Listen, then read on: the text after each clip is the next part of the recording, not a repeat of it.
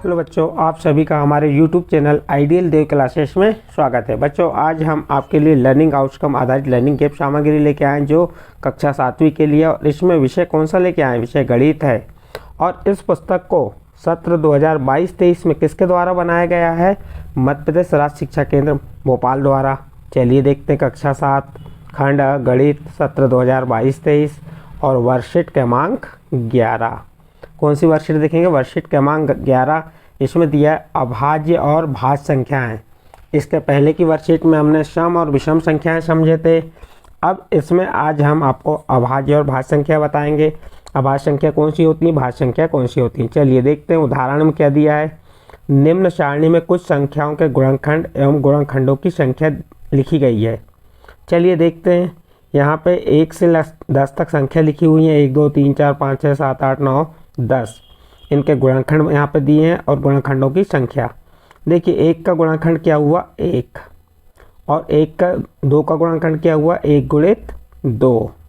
3 के गुणनखंड क्या हुए? 1 गुणित 3।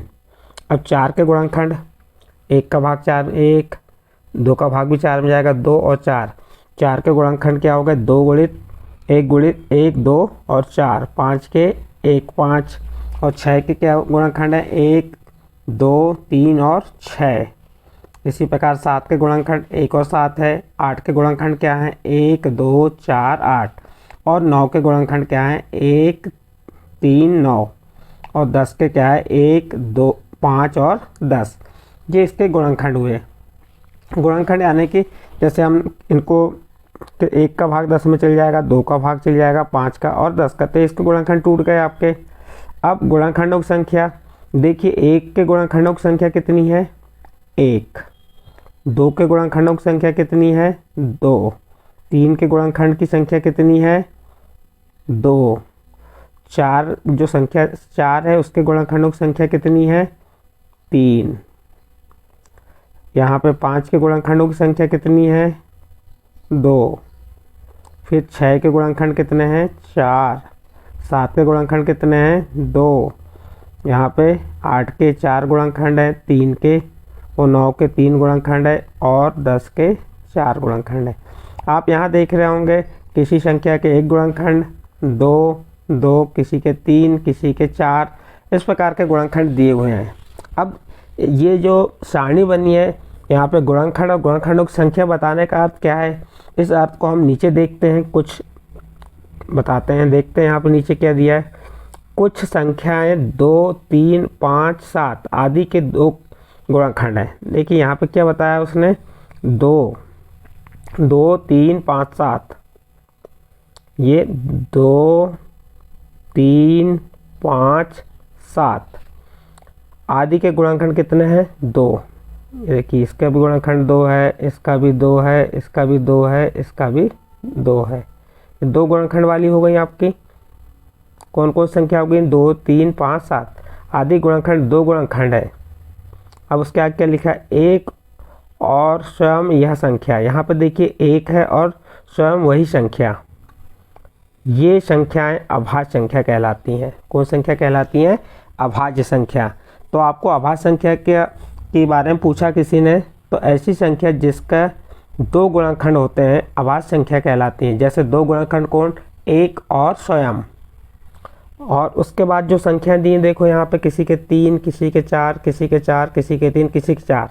कुछ संख्याएं जैसे 4 6 8 9 10 आदि के 2 से अधिक गुणनखंड है। ये संख्याएं भाज्य संख्याएं कहलाती हैं। तो आपको भाज्य अभाज्य की परिभाषा बहुत आसानी से समझ आ गई होगी। अभाज्य संख्या वे संख्याएं कहलाती हैं जिसके 2 गुणनखंड होते हैं, और भाज्य संख्याएं वह कहलाती हैं जिनके 2 से अधिक गुणनखंड होते हैं। तो इस प्रकार आपको यहाँ पे भाज्य और भाज्य संख्या के बारे में बताया। अब आगे देखते हैं हम। प्रयास कीजिए में दिया, यहाँ पे क्या दिया? एक सारणी बनी है और कुछ संख्या लिखी 2 3 8 10 5 16 15 13 45 55 99 7 76 21 97 68 87 17 29 18 24 73 65 79। उपरोक्त तालिका में दी गई संख्याओं में अभाज्य संख्या पर घेरा लगाएं। किस पे लगाना है? अभाज्य संख्या पे घेरा लगाना है। अभाज्य संख्या वह संख्या है जिनके 2 गुणनखंड होते हैं, 1 और स्वयं, तो अब उन पे हमको क्या लगाना है, गोला लगाना है।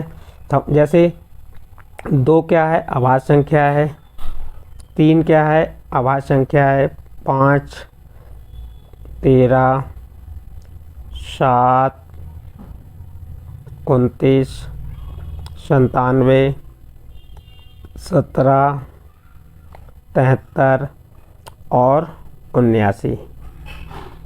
ये जो संख्याएं हैं इनके 2 गुणनखंड होते हैं। जैसे 2 का गुणनखंड क्या हो गया, 1 और 2, 3 का भी 1 और 2, 5 का 1 और 5, 13 का 1 और 13, 7 का 1 और 7, 97 का भी 1 और 97, 17। इस प्रकार से ये जो हमने गोले लगा के बताए हैं, ये संख्याएं कैसी संख्याएं, अभाज्य संख्याएं। क्यों अभाज्य संख्याएं, क्योंकि इनके 2 ही गुणनखंड होते हैं।